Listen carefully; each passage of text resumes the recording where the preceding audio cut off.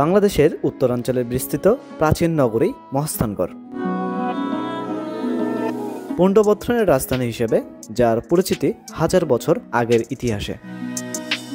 এই নগরীর এক প্রান্তে নিঃশব্দে দাঁড়িয়ে আছে মানকালীর কুণ্ড, ঢিপি বা ধাপ, এক রহস্যকরা প্রত্নতাত্ত্বিক স্থান যেখানে ইতিহাস, ধর্ম আর সংস্কৃতি একত্রে গাথা।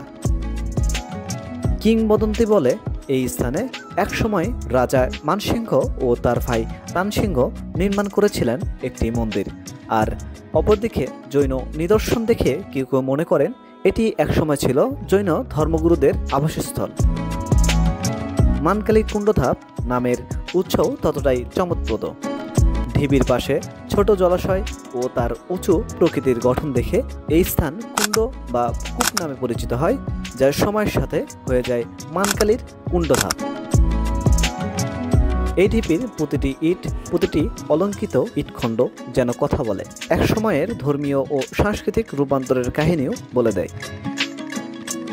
মানকালীর কুণ্ডধাপ শুধু একটি ঢিপি বা প্রত্নতাত্ত্বিক স্থান নয়, বরং এক নীরব ইতিহাস যেখানে যুগের ধ্বনি এখনও প্রতিধ্বনিত হয়ে আসছে বাতাসে।